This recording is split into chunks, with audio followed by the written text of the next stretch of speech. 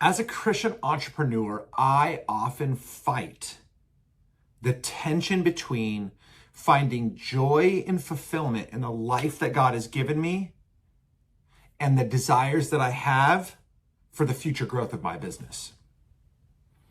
If you are a faith-fueled entrepreneur, I would almost guarantee that you have been in a similar situation to this. And I just want to share with you a little bit of insight, some practical tips to how you can address the challenge that you face, like I have faced, of feeling like you have not gotten to the place that you feel like you should be at this point in your career.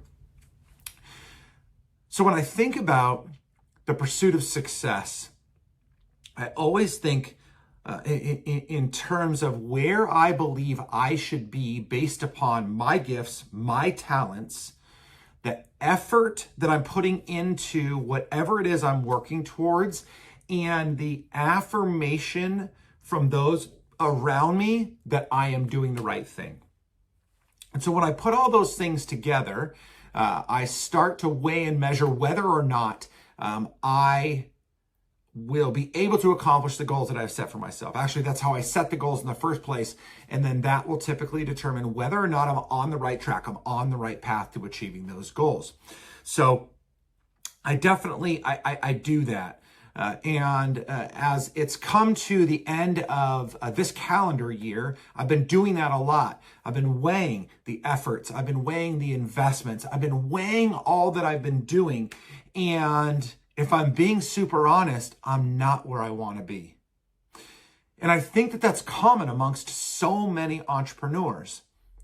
But as a Christian, again, it's very difficult when you start to wrestle with not being satisfied with where you are, because the Bible over and over again calls us to be content with where we are. And so this wrestle ensues. And so I've been wrestling a lot with this. I mean, I'm really happy with the year that I've had. It's better than I thought it was going to be, but it's nowhere near where I hoped it could be. And so what do you do? What do I do?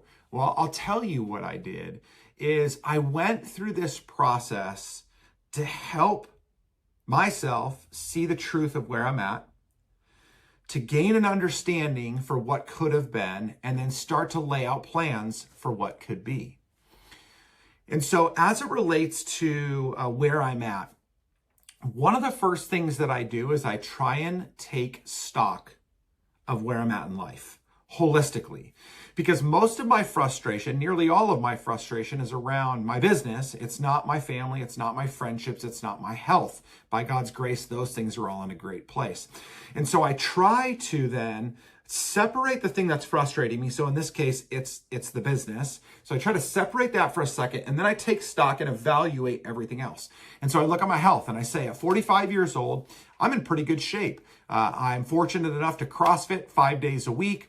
I do a mid-length weight-vested run or walk 1 day a week.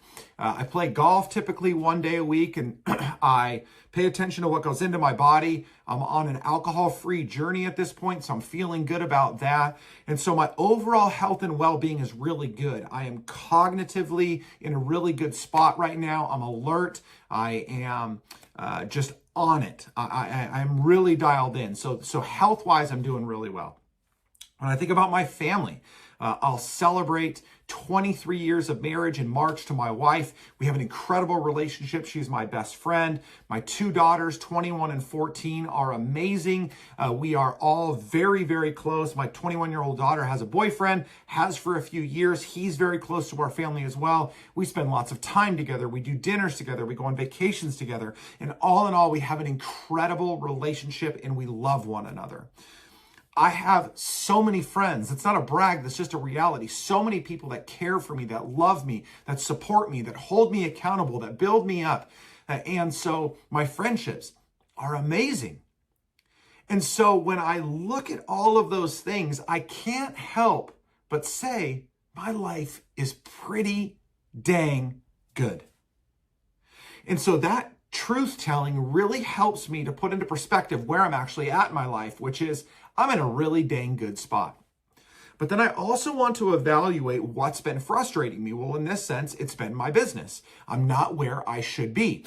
And so I try to do some good analysis of where I am versus where I think I should be to make sure that there's a reality in between those two things.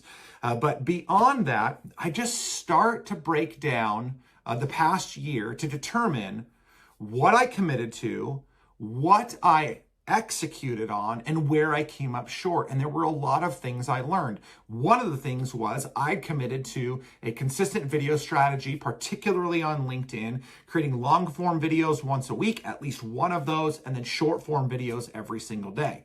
I did that for about 6 weeks to kick off 2023, and I abandoned that and got distracted doing a bunch of other things until mid-October 2023. And now it's working out far better.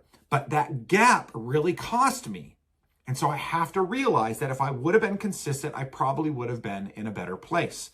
One of the aspects of my business that I don't talk about as often is I do a lot of work with sales professionals and business owners, helping them to build and develop sales strategy.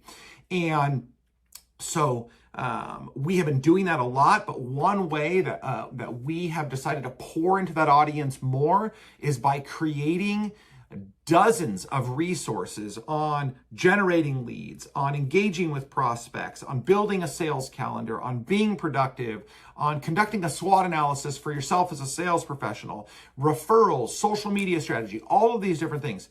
Well, we didn't start actively creating those tools until just a couple of months ago. And now people are requesting them more and more. Those are turning into sales conversations and creating opportunities. Again, if I would have adopted that earlier in the year, I would be in a far better place than I am right now. So I can see that there are opportunities that I left on the table, that I got distracted, that I made missteps, that I made poor investments, and I'm learning from those things. And so as I move forward into the new year, I will pray to God and ask for his guidance as I lay out my plan for the new year. And then I will start to adopt some of my learnings so I can be in a better place at the end of 2024 than I'm in right now. All the while, again, as a Christian, I want to make sure that I'm constantly in tune with what God has given me, with where God has me, why God has me in the place he does. So I don't lose a sense of always chasing the wind and looking to the future, when in reality, the present is pretty dang good. So what about you? Where are you at in your entrepreneurial journey?